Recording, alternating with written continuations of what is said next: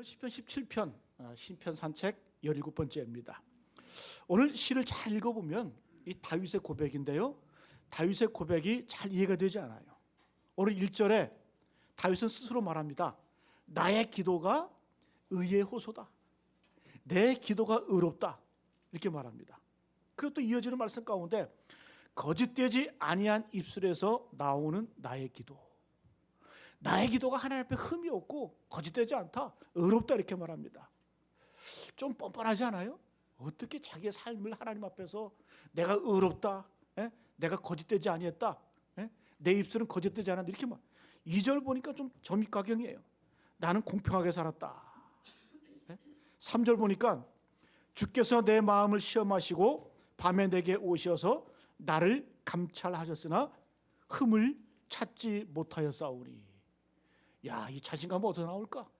하나님께서 밤에 내게 찾아오셔서 나를 감찰하시는데, 내 행동, 내 모든 것들을 감찰하시는데 나는 주 앞에서 어떤 자다?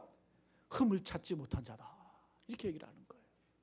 여러분, 이 자신감, 이 고백이 어떻게 가능할까? 그런데 여러분, 오늘 이 말씀은 이 액면 그대로 보시면 안 돼요. 이 상황이 어떤 상황이냐 하면, 이 다윗이 정말 자기 자신이 도덕적으로 흠이 없고 순결하고 완벽해서 이 고백을 하는 것이 아니라, 이 말씀의 상황이 어떤 배경이냐 하면, 이 사울 왕이 이 다윗을 죽이려고 중상모략을 합니다. 쫓아옵니다. 그것도 하루 이틀이 아니고 십수년 동안 이 사울 왕이 전 국가적으로 다윗을 모함하면서 중상모략하면서 이간질하면서 그 원수 같은 그런 행동을 했던 것이 바로 사울 왕이에요. 여러분, 다윗이 이 고백을 했다. 나는 의롭다, 나는 결백하다, 나는 흠이 없다. 이 말은 뭐냐면 자기 스스로 내면적으로 도덕적으로 흠이 없어서 그런 얘기하는 것이 아니라, 이 사울 왕 원수들의 중상모략 앞에서 나는 결백하다라는 거예요. 나는 깨끗하다는 거예요. 나는 솔직하다라는 거예요. 이 고백을 하고 있습니다. 여러분, 오늘 시편 17편을 통해서 우리가 이걸 좀 깨달았으면 좋겠어요. 상대방이 나를 중상모략하고 이간질하고 또 욕하고 참소하고 이렇게 할 때 나는 다윗처럼 어떻게 반응할 것인가, 이 다윗을 통해서 배웠으면 좋겠습니다. 오늘 이 그 말씀의 내용입니다. 여러분, 사탄 마귀가 하는 일이 뭘까? 사탄 마귀가 우리에게 다가올 때 뿔다닌 모습으로, 뭐 그런 모습으로, 저는 예전에 충격받았거든요. 저 초등학교 다닐 때 우리 장로님 기도하셨지만 공산당 하면 막 모래에 뿔이 달리고 막 그런 줄 알았어. 막 그냥 포스터 그릴 때도 막 그런 거 그리고 그랬잖아, 그죠? 근데 저는 충격받은 게 어디 충격받았냐면, 김일성 그 얼굴 보고 얼마나 인자해요? 그렇잖아요. 통통하고. 그런 독재자가 전쟁을 일으키고 수많은 사람의 피를 흘렸다? 야, 저는 어렸을 때 충격받았어요. 그 얼굴 보고. 여러분, 인자는 할아버지 같지 않아요? 근데 우리는 교육받기를 공산당은 막 뿔 달리고 막 도깨비같이 생기고 막 그런 줄 알았는데, 그 얼굴 보니까 참 그 충격을 받았어요. 그런데 여러분, 사탄 마귀도 마찬가지예요. 우리에게 다가올 때 어떤 뭐 흉악한 모습으로 귀신의 모습 이렇게 다가오는 것이 아니라 교묘하게 다가옵니다. 그래서 요한계시록 12장에 보게 되면 이 사탄의 이름을 6가지로 소개하고 있어요. 첫 번째는 큰 용. 우리 소속 목사님 가운데 대령 있죠, 대령. 은혜롭지 못한 이름이에요. 큰 용. 그 다음에 옛뱀으로 소개를 하고, 그 다음에 세 번째는 마귀, 네 번째는 사탄, 다섯 번째는 온 천하를 꿰는 자. 교묘하게 이 세상에서뿐만 아니라 우리에게 다가와서 우리를 끊임없이 교묘하게 속이는 자, 그게 마귀라는 거예요. 마지막 6번째가 중요합니다. 하나님 앞에서 밤낮 참소하는 자. 참소한다는 얘기가 뭘까요? 정죄한다, 중상모략한다, 고자질한다, 그런 뜻이에요. 사탄 마귀가 끊임없이 와서 하는 일이 뭐냐? 그것도 하나님 앞에서 중상모략하고 이간질시키고 하나님과 우리 사이를 끊임없이 갈라놓으려고 하는 것이 바로 이 사탄 마귀의 역사를 하는 거예요. 여러분, 우리가 이 땅을 살다 보면 이런 일 많이 당하잖아요. 내가 잘못한 것도 없어. 억울해. 그러나 원수같이 내게 다가와서 사울왕처럼 다윗이 경험했던 것처럼 끊임없이 나를 모략하고 중상하고 괴롭히고 이간질하고, 그게 뭐가 하는 일이다? 사탄이 하는 일이라는 거예요. 또 내 자신이 사탄의 일을 할 수도 있다라는 거예요. 그죠? 왜? 사탄이 하는 일이 바로 그런 거기 때문에. 여러분, 그런데 오늘 이 말씀 가운데 이 다윗이 뭐라고 처음에 외쳐요? 나는 그러한 중상모략 앞에, 모함 앞에 나는 결백합니다.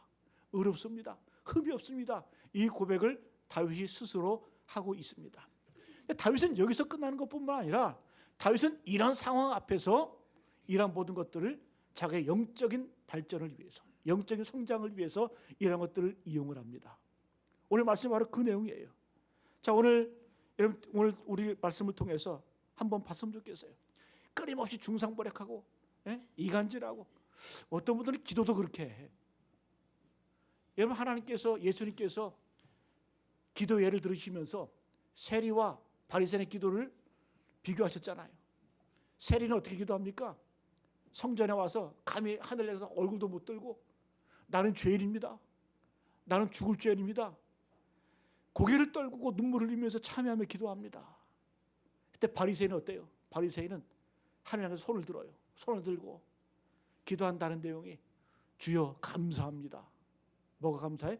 저기 있는 세리와 같지 아니함을 감사하나이다. 주님께서 뭘 말씀하셨죠? 이 두 기도 중에 누구의 기도를 받겠느냐? 이 바리새인의 기도는 기도가 아니라는 거예요. 이 사탄의 역사라는 거예요. 베드로도 그렇죠. 베드로 주님께서 십자가 달려 죽을 것이다 말씀하니까 베드로가 그리하지 마옵소서, 의로운 것 같아. 그러면서 하는 말이 뭐예요? 제자들 다 앞에다 놓고 다 주를 버릴지라도 나는 결단코 버리지 않겠나이다. 지만 의로운 거예요. 지만 결백한 거예요. 그때 하나님 주님께서 뭐라고 말씀해요? 사탄아, 마귀 새끼라는 거죠. 내 뒤로 물러가라. 너는 나를 넘어지게 하는 자다. 우리가 기도도 그렇게 할 수 있다는 거예요. 정죄하면서, 이간질하면서, 참소하면서. 여러분, 사탄이 하는 일이 뭐라고? 요한계시록 12장에 아까 6번째 말씀드렸잖아요. 하나님 앞에서 밤낮 참소하는 자. 사람 앞에서가 아니에요. 하나님 앞에서 밤낮 참소하고 정죄하는 자가, 그게 사탄 마귀가 하는 일이라는 거죠. 여러분, 오늘 이러한 상황 가운데 다윗은 어떻게 대처했는지 한번 우리도 깨닫고 또 삶의 변화를 경험하시는 우리 모두 되시기를 간절히 바랍니다. 자, 첫 번째 한번 따라합니다. 제일 먼저 따라해요. 제일 먼저 내 자신을 점검해야 된다. 우리는 이런 사탄 마귀의 중상모략 앞에, 또 때로는 원수 대적들의 이 이간질 앞에 스스로 강해져야 돼요. 그게 다윗의 모습이에요. 스스로 강해져야 된다는 거예요.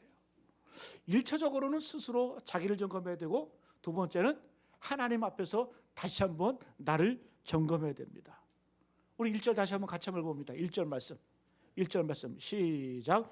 여호와여 의의 호소를 들으소서, 나의 울부짖음에 주의하소서, 거짓되지 아니한 입술에서 나오는 나의 기도에 귀를 기울이소서. 다윗은 하나님 앞에 진실한 거예요. 나의 기도가 하나님 앞에 진실되다, 의롭다, 어떤 양심의 가책이 없다라고 하는 이러한 자기 점검, 기도를 통해서 자기를 스스로 점검을 하는 겁니다. 여러분, 우리는 상대방으로부터 이런 공격을 받으면 대부분 어디에 집중하냐? 그 상대방에 집중을 해요. 원수에게 집중을 해요. 그러나 다윗의 강점은 뭐냐 하면, 상대방이 나를 욕하고 비난하고 중상모략할 때에 그는 상대방을 바라보지 않고 제일 먼저 내 자신을 점검하고, 그 다음에 하나님을 향해서 다시 한번 크로스체크, 다시 한번 점검하는 거예요. 이게 바로 다윗의 강점입니다. 여러분, 아들이 반역을 했죠. 다윗도. 그 압살롬이 반역을 해서 막 울면서 도망갈 때 그 새벽에 그 베냐민 지파 시므이가 저주하잖아요. 이 비루한 자야, 비루한 자야. 이 죽일 놈 하면서 막 죄를 뿌리면서 다윗을 저주하잖아요. 그때 다윗의 희화했던 병사들이, 왕이시여, 저 개만도 못한 것, 죽은 개만도 못한 것, 저거 목을 쳐버릴까요? 그랬더니 다윗이 뭐라고 말해요? 냅둬라. 하나님께서 저것으로 인해서 나를 긍휼히 여기시고 내게 은혜를 줄지 누가 아느냐? 그러니까 끊임없이 다윗은 자기를 저주할 때에 제일 먼저 저 비난이, 저 책망이 나에게 과연 허물이 있지 않나, 그거를 스스로를 되돌아봤다는 거예요. 이게 바로 다윗의 강점입니다. 저 말 때문에, 저 비난 때문에 혹시 내가 유익이 되지 않나라고 하는 그런 영적인 그런 민감성을 가지고 스스로를 점검했다는 거예요. 이게 바로 다윗의 모습입니다. 그 다음에 두 번째는 스스로 점검할 뿐만 아니라 이제는 하나님을 향해서, 하나님, 내 스스로 이제 하나님 나를 한번 점검해 주십시오, 이렇게 고백을 합니다. 그 말씀이 바로 2절 말씀이에요. 2절 말씀. 우리 2절 같이 한번 읽어봅니다. 2절 말씀 시작. 주께서 나를 판단하시며 주의 눈으로 공평함을 살피소서. 자 보세요. 주께서, 이제는 주께서 나를 판단하시며 주의 눈으로 공평함을 살피소서. 하나님을 향해서 이제 하나님께서 나를 좀 살펴주시고 나를 좀 감찰해 주시고 판단해 주십시오, 이렇게 얘기하는 거예요. 이게 바로 다윗의 모습이에요. 여러분, 그래서 내린 결론이 뭐예요? 3절 말씀 같이 한번 읽습니다. 시작. 주께서 내 마음을 시험하시고 밤에 내게 오셔서 나를 감찰하셨사오니 흠을 찾지 못하여 싸우니 내가 결심하고 입으로 범죄하지 아니하리이다. 야, 보세요. 1절에 스스로 점검했어요. 더 나아가서 하나님을 향해서 하나님의 말씀, 또 하나님과 기도 가운데 대면하면서 스스로를 점검을 합니다. 하나님의 말씀에 비추어서. 그러고 난 다음에 3절의 고백이 터져 나오는 거예요. 주께서 내 마음을 시험하고 밤에 내게 오셔서 나를 감찰하셨으나 흠을 찾지 못하였사오니 이제 어떻게 내가 결심하고 입으로 범죄하지 아니하리이다. 할렐루야. 스스로 강해졌다는 거예요. 스스로 변화되고 결심했다는 겁니다. 여러분, 오늘 이 말씀 보게 되면 3절에 보게 되니까 밤에 내게 오시어서, 우리가 지난주에 읽은 시편 16편과 오늘 읽은 시편 17편은 짝을 이루는 시편이에요. 이 밤이라는 단어가 등장하잖아요. 우리가 지난주에 봤을 때 시편 16편 우리 7절 말씀에 여호와를 항상 내 앞에 모신다고 말하면서 다윗이 그 방법을 뭐라고 그랬어요? 나를 훈계하신 여호와를 성축할지라. 내가 주님 앞에 징계받을 때 난 하나님을 찬양하겠다, 달게받겠다, 이 고백이 있었고, 두 번째는 밤마다 내 양심이 나를 교훈하도다. 16편에도 밤이라는 단어가 나와요. 밤마다 내 양심이 나를 교훈한다. 여러분, 밤은 뭐라 그랬어요? 밤은 하루를 마감할 때예요. 그리고 밤은 하루를 또 시작할 때예요. 유대인의 관점에서는. 잘 보세요. 다윗은 하루를 마감할 때, 하루를 시작할 때 어떻게? 내 양심의 소리를 듣는다는 거예요. 왜? 하나님께서는 그 양심을 통해서 내게 음성을 들려주시고 나를 깨닫게 하시고 나를 점검하게 만드시기 때문에 이 밤이 참 중요합니다. 저는 말씀 준비하면서 이 현대인들이, 특별히 오늘날 신앙인들이 하나님을 제대로 바라보지 못하고 하나님의 뜻대로 살지 못하고 또 우리 성도들이 무너지는 이유가 뭘까? 이거라고 생각을 해요. 밤을 제대로 보내지 못해. 밤을 제대로 못해. 밤마다 내 양심이 나를 교훈한다. 양심이 히브리어로 뭐라 그랬어요? 영적인 신장, 콩팥, 키드니라고 했잖아요. 양심이 하는 일이 뭐예요? 찌꺼기를 걸러내고 노폐물을 걸러내고 우리를 깨끗하게 정화시키는 것이 바로 이 신장이 하는 역할이에요. 신장이. 밤마다 내 양심의 소리를 듣지 못하기 때문에 영적인 때가 끼는 거예요. 찌꺼기가 끼는 거예요. 혼탁해지는 거예요. 그게 무너지는 거예요. 여러분, 우리 밤에도 얼마나 바빠요. 그죠? 여러분, 잠들 때 어떻게 잠드세요? 아침에 깰 때 어떻게 일어나세요? 오늘 여러분 마지막 다윗은 이렇게 고백합니다. 내가 깰 때에 주의 형상으로 만족하리이다. 아침에 눈을 뜰 때 나는 주님의 형상으로 만족할 것이고, 잘 때에도 나는 주님의 형상을 기억하며 나는 잠들겠다. 이러니까 성공하는 거, 이러니까 하나님이 기뻐하실 만한 그런 복된 삶을 살아가게 되는 겁니다. 여러분, 밤을 잘 보내시기를 축복합니다. 여러분, 예전에는 TV도 없었고, 요즘에는 밤에도 환하잖아요, 그죠? 그 예전 어른들, 제가 이렇게 어렸을 때 이렇게 보면, 어른들 이렇게 보면 밤에 말씀 보고 묵상하고 필사하고 성경 필사하고 그런 거 저 옆에서 많이 봤어요. 그 밤을 잘 보내는 거예요. 그 신앙이 건강한 거예요. 근데 오늘날은 우리가 어떻게 잠듭니까? TV 보다가 잠들고, 유튜브 보다 잠들고, 드라마 보다 잠들고, 밤에 이렇게 하니까 영적인 찌꺼기가 걸러지질 않는 거예요. 계속해서 쌓이고 쌓이다 보니까 하나님의 말씀을 읽지 않아도 별로 뭐 무감각해요. 네? 기도하지 않아도 별로 그렇게 뭐 영적인 어떤 그런 갈급함이 없어. 이게 뭐예요? 병들었다라는 거예요.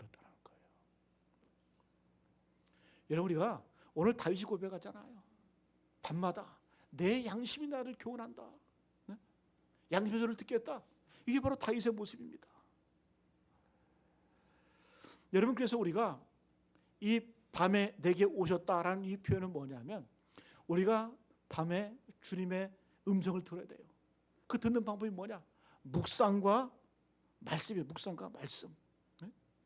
우리가 이 땅을 살할 때 너무 시끄럽고 주위가 너무 시끄럽고 또 내 삶이 너무 번잡고 시끄럽기 때문에 하나님의 소리가 들리질 않는 거예요. 대화할 때도 한번 보세요. 대화할 때도 내 소리가 너무 크면 상대방의 소리가 들리질 않아요. 하나님과 우리 관계도 마찬가지예요. 내 주위가 너무 시끄럽고 내 소리가 너무 크면 하나님의 음성을 들을 수가 없어요. 그래서 묵상이 중요한 겁니다. 묵상.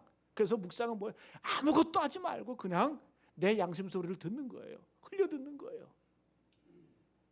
여러분, 그래서 우리가 또 이 영적인 신장 기능하는 것이 뭐냐? 하나님의 말씀입니다. 우리가 말씀을 쭉 읽어 내려가다 보면 우리 마음가운데 심령 가운데 걸러지는 게 있어요. 죄가 보여요. 허물이 보여요. 그러다 보면 그러한 어떤 말씀을 통해서 내가 시편의 고백이 그거 아니에요? 청년이 무엇으로 그의 행실을 깨끗하게 하리까? 오직 주의 말씀만 따를 뿐이니이다. 청년이 무엇으로 그의 행실을 깨끗하게 하리까? 방법이 없다라는 거예요. 오직 주의 말씀밖에 없다라는 거예요. 하나님의 말씀은 살았고 운동력이 있어. 좌우의 날선 어떤 것보다도 예리하여 우리의 혼과 영과 및 관절과 골수 찔러 쪼개기까지 한다. 하나님의 말씀은 살아 역사하는 거예요. 그래서 우리가 하나님의 말씀을 접할 때 어떻게? 그 말씀이 내 심장, 내 심령의 폐부를 찌르고 쪼개고 가르고 해서 수술하는 거예요. 수술하는 거예요. 여러분, 다윗처럼 밤을 잘 보내시기를 축복합니다. 밤이 망가지면 내 인생도 망가지는 거예요. 영적인 기능도 마비되는 거예요.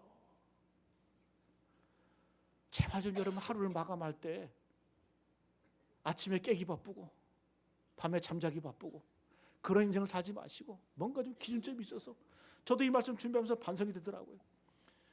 저도 사무실에 앉아가지고 집에 뭐 1시, 2시에 들어가거든요. 앉아 책 보고 앉아있어. 이것도 덕이 안 되는 것 같아. 예? 잘 때 좀 자고, 예? 때로는 좀 이렇게 좀 해야지. 여러분, 너무 이렇게 무리하게 사는 것, 그거 좋은 것도 아닌 것 같아. 예? 여러분, 늘 이 다윗처럼 밤에 내게 찾아오셔서 양심의 소리를 내게 들려주시고 말씀하시는 그 하나님의 음성을 듣는 저 여러분 되시기를 간절히 축복합니다. 그래서 첫 번째 우리가 받을 건 뭐냐? 이 다윗은 원수가 공격하고 모략하고 이간질하고 참소할 때 다윗은 그것을 어떻게? 그걸 통해서 자기를 강하게 만들었어요. 마치 뭐가 이런 말이 있죠? 상대방이 돌을 던질 때 나는 그 돌을 가지고 성을 쌓는 거예요. 이해가 안 가세요? 상대방이 내가 돌 던지면 나는 그 돌 가지고 내 성을 쌓는 거예요. 이게 여러분 영적인 강자의 삶의 모습입니다. 삼국지에 보면 그 유비와 그 손권이 연합을 해서 조조와 싸우잖아요, 그죠? 어디에서? 적벽대전. 예? 근데 그 총사령관이었던 그 주유가 이 제갈공명을 믿질 못해. 그래가지고 뭐라고 명령하냐? 내가 3일 동안 기회를 줄 테니까, 3일 시간 줄 테니까 가서 화살 10만 개만 만들어 와, 이렇게 하는 거예요. 3일 만에 10만 개 화살을 만들어 와래요. 그때 제갈공명이 어떻게 합니까? 배 열척에다가 볏짚도 안으로 사람 모양을 만들어.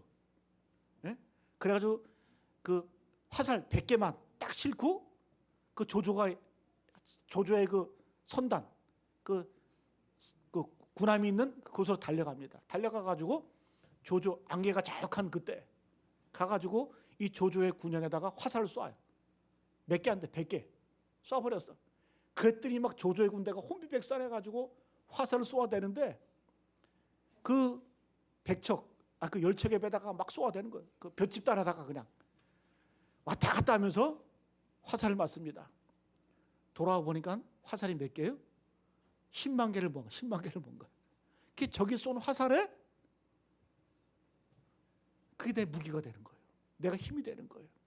여러분, 성도는 바로 이런 삶을 사는 거예요. 옆에서 어떤 소리를 하고 유혹이 오고 시험이 오고 때로는 넘어진다 할지라도 어떻게 그걸 통해서 어떻게 더 강해지는 거예요. 상대방이 던진 돌을 내 성을 쌓는 거고 상대방이 던진 화살을 통해서 어떻게 해요? 내 무기를 삼는 거예요. 이게 바로 다윗이 오늘 우리에게 말씀해 주는 그러한 삶의 모습인 줄로 믿습니다. 이런 삶을 살아가시는 저런 되시기를 간절히 축복합니다. 두 번째 한번 따라합니다. 다윗은 전적으로 하나님을 신뢰했다. 이런 스스로를 점검할 뿐만 아니라 스스로의 영적인 성장을 도모할 뿐만 아니라 그 다음에 전적으로 하나님을 신뢰합니다. 어떤 신뢰냐? 6절 말씀 읽어볼까요? 시작. 하나님이 내게 응답하시겠으므로 내가 불러싸오니 내게 귀를 기울여 내 말을 들으소서. 6절 말씀을 고백하면 하나님이 내게 응답하시겠으므로. 다윗은 어떤 믿음이 있었냐? 하나님께서 내 기도에 분명히 응답하신다. 이런 믿음이 있었어요. 전적인 신뢰. 여러분, 우리는 기도하면서도 될까? 제가 말씀드렸잖아요. 우리가 송구영신 때 저 여러분들 기도 카드 받잖아요. 기도 카드 다 이게 읽어보면 어떤 기도라 그랬어요? 다 될 만한 기도야. 다 가능한 기도만 써놨어요. 진짜 읽어보면 야, 이런 기도는 다 될 만한 기도예요. 근데 어떤 기도도 불가능한 기도 제목을 써놓은 기도 제목 없더라고. 그러면 기도 안 하죠. 다 될 것만 기도하니까. 여러분, 우리가 기도할 때 때로는 하나님의 꿈, 하나님의 비전 바라보면서 정말 안 될 것 같은 그런 기도도 기도 제목에 넣어야 돼. 내 환경을 보면, 내 상황을 보면 안 될 것 같거든? 그러면 기도 제목에 넣지도 않아. 여러분, 그게 기도예요? 아니라는 거죠. 내가 여러분 꿈꾸고 비전을 품고 내 현실 상황에서는 정말 될 것 같지 않은 그런 기도 제목조차도 하나님께 아뢰고 기도하고 간구할 때 하나님이 역사하시는 거 아니에요? 그죠? 다윗은 이런 마음을 기도하는 거예요. 내가 어떤 기도, 어떤 간구를 하든지 간에 하나님께서는 내게 응답하신다라고 하는 분명한 믿음, 전적인 신뢰를 가지고 지금 기도하고 있다는 거예요. 여러분, 이런 기도하시길 간절히 축복합니다. 여러분, 또한 하나님을 신뢰하는 것은 뭐냐? 마지막을 볼 줄 아는 지혜. 이것이 바로 하나님을 신뢰하는 거예요. 근데 저는 그런 거 보거든요. 저는 하나님을 믿습니다. 하나님을 신뢰합니다. 근데 사는 거 보면 하나님을 신뢰하는 것 같지 않아. 그래서 저는 분별을 할 때 저분이 하나님을 신뢰하는지 안 하는지 뭘로 분별하느냐? 정말 마지막을 보고 사느냐? 지금이 아니라 마지막을 준비하고 마지막을 하나님 배울 그날을 기억하며 준비하며 살고 있느냐? 그 모습을 보면 이분이 하나님을 신뢰하는지 신뢰하지 않는지 판가름이 되는 거예요.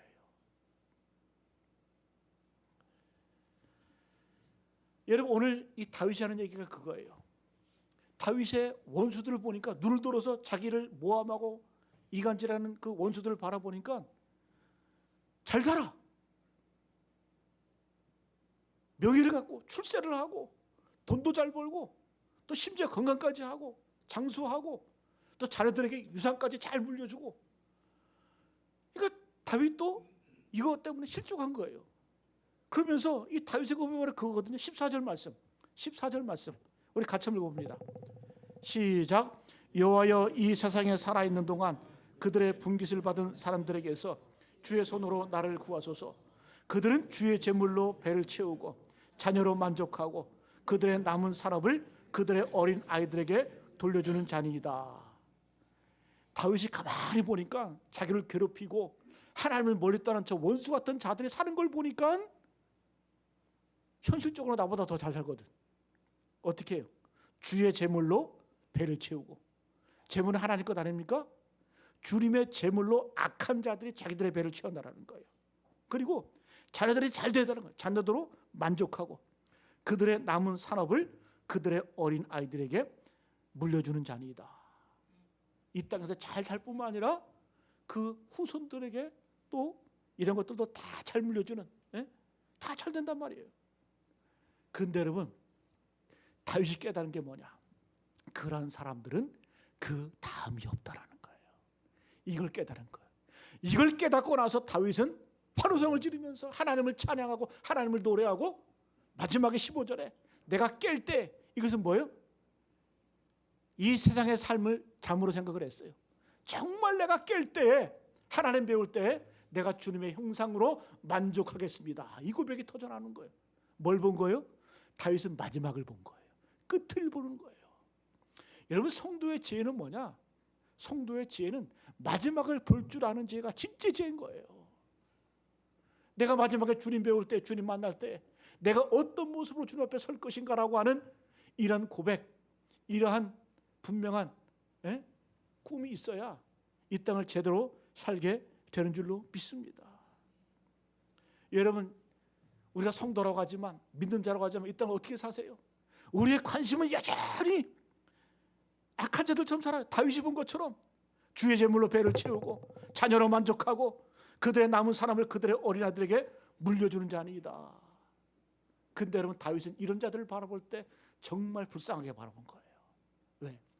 그런 자들은 그 다음이 없기 때문에, 미래가 없기 때문에, 그것으로 끝나는 것이기 때문에 다윗은 그것으로 만족하지 아니하고 하나님을 찬양했다는 거예요. 누가복음 16장에 보게 되면 부자와 나사로 얘기가 나오죠. 부자와 나사로,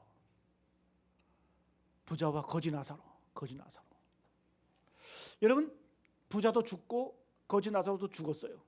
둘 다 천국에 갑니다. 천국에 가서 나사로는 거지로 살았지만 죽어서 천국에 갔어요. 아브라함 품에 안겼어요. 반대로 부자는 이 땅에서 살다가 죽어서 지옥에 갑니다. 얼마나 그 지옥의 고통이 컸는지 아브라함을 향해서 저 나사로를 통해서 손가락에다 물을 찍어서 내 혀에다 좀 대게 해달라고. 얼마나 지옥의 고통이 힘들었으면. 그때 여러분, 아브라함이 하는 말을 들어보세요. 아브라함이 한 말, 하나님께서 하신 말씀이겠죠. 누가복음 16장 25절 말씀, 이렇게 말씀합니다. 아브라함이 이르되 예, 너는 살았을 때에 좋은 것을 받았고 나사로는 고난을 받았으니 이것을 기억하라. 이제 그는 여기서 위로를 받고 너는 괴로움을 받느니라. 간단해요, 도식이. 얘야, 너는 살았을 때에 좋은 것을 받았고 나사로는 고난을 받았으니 이것을 기억하라. 기억하라는 거예요. 이제 그는 여기서 위로를 받고 너는 괴로움을 받느니라. 바뀐다는, 역전이 된다는 거예요. 그럼 우리는 의문이 들어요. 자, 그럼 부자로 살면 다 지옥 가나? 가난하게 살면 다 천국 가나? 그건 아니에요. 그건 아니에요. 분명히. 그럼 여러분, 믿음의 선배들 다 부자였잖아요. 아브라함도 거부였고 야곱, 이삭 다 거부였어요. 그럼 그들이 지옥 갔습니까? 여러분, 다윗도 만만치 않은 부경을 누렸어요. 솔로몬도 부경을 누렸어요. 그럼 그들이 다 지옥 가야 되잖아요. 만약에 가난하게 살면 천국 간다고 얘기하면 하나님께서는 말씀 가운데 그랬겠죠. 니들 다 가난하게 평생 살아라. 이렇게 말씀했겠죠. 그러나 그렇게 말씀하지 않으셨다는 거예요. 물론 하나님께서는, 예수님께서는 약자의 편이고 가난한 자의 편이기는 하시지만은, 그러나 부자라고 다 지옥 가고 가난하다고 다 천국 가는 거 아니라는 거예요. 자, 우리가 누가복음 10장을 보게 되면 이 부자가 지옥을 가게 된 그 단서가 나와요. 말씀 가운데. 잘 들어보세요. 누가복음 10장 19절 말씀. 한 부자가 있어 자색 옷과 고운 베옷을 입고 날마다 호화롭게 즐기더라. 자색 옷 좋은 입은 것, 고운 베옷을 입은 것, 이게 문제가 아니라 호화롭게 즐기는 것, 이게 문제가 아니라 저는 이 말씀에 주목해야 되는 거예요. 날마다 호화롭게 즐기더라. 날마다. 하나님을 믿는 것 같고 하나님 앞에 선 것 같지만 그래도 이 부자는 관대한 부자 아니에요? 자기 집 앞에 거지를 둘 정도로, 쫓아내지 않을 정도로 그래도 관대한 사람이었어요. 또 자기가 먹는 빵을 그 부스러기를 던지는 사람이었어요. 거지에게 나눠줄 줄 아는 사람이었어요. 물론 그 빵을 손을 닦는 빵이었지만 옛날에는 물로 손을 닦는 것이 아니라 빵으로 먼저 손을 닦고 그걸 던져주는 거예요. 그래도 거지를 그래도 먹일 정도의 관대함은 있는 사람이었어요. 그런데 그 마음 가운데 그런 하나님은 없었다라는 거예요. 왜? 날마다 밤낮으로 주님을 묵상할 시간이 없었다라는 거예요. 이 말은 뭐냐? 그에게는 하나님을 만날 밤이 없었다라는 겁니다. 밤. 여러분 다윗이 고백하는 게 뭐라고 했어요? 밤마다 내 양심이 나를 교훈한다. 또 오늘 말씀에도 보니까 밤에 주님께서 내게 오시어 나를 감찰하신다. 늘 밤에 하나님의 음성을 듣고 하나님의 말씀을 들으면서 하나님과 대면하는 그 모습. 그러면 부자가 지옥에 간 이유는 뭐예요? 날마다 그 마음 끝에 이미 하나님이 없었다라는 거죠. 여러분 우리 성도들도 마찬가지입니다. 이 땅에서의 안락함, 이 땅에서의 편안함, 또 정말 내가 하는 것마다 잘 되고 부족함이 없고 그럴 때는 우리 조심하셔야 돼요. 여러분 하나님도 이스라엘 백성들을 가나안 땅에 들여보내면서 그 약속의 땅, 축복의 땅 가나안 땅에 들여보내면서 하나님 걱정하시잖아요. 뭐라고 걱정하세요? 오히려 광야에 있을 때는 하나님 걱정 안 하셨어.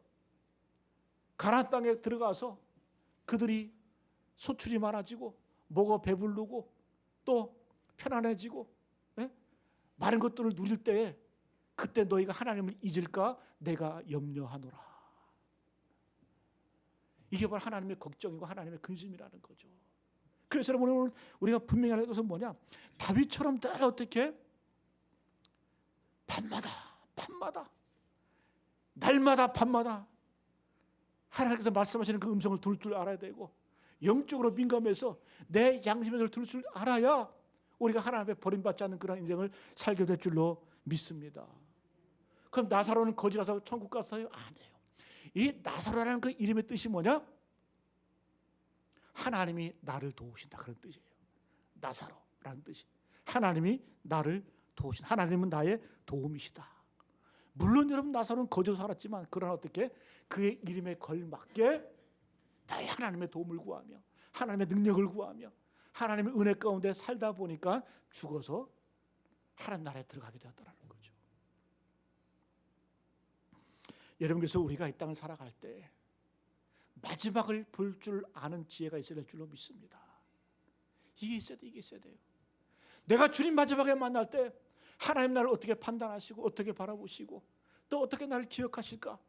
그걸 바라보면서 살아갈 때 그걸 바라보며 사는 인생은 이 땅의 부경화, 이 땅에서의 안락함, 이 땅에서의 편안함 그것 별거 아닌 것처럼 느껴져. 네? 여러분 그런 말이 있죠? 옷가게에 가면 점원들이 먼저 보여주는 옷이 비싼 옷부터 보여준대. 네? 한 300만 원짜리 먼저 보여준대. 그 다음에 나중에 50만 원짜리 보여준대. 근데 여러분 300만 원짜리의 영광을 본 사람은 50만 원짜리가 보이질 않아. 네? 여러분 우리가 이 땅을 뭘 보고 사세요? 네? 맨날 우리가 예를 들면 50만 원짜리 10만 원짜리 이 땅 것만 보고 사니까 하나님의 영광을 바라보지 못하니까 우리 삶이 이렇게 무력한 거예요. 힘이 없는 거예요. 여러분 300만 원, 500만 원짜리 그 영광을 바라본 자는 여러분 다윗이 본 게 그거 아니에요? 깰 때의 주의 형상으로 주의 얼굴, 주의 영광 그것으로 나는 만족하리이다. 왜? 다윗은 마지막을 알거든. 마지막 결말이 어떻게 펼쳐질지 알거든. 그래서 여러분 다윗이 이 고백을 하는 거예요.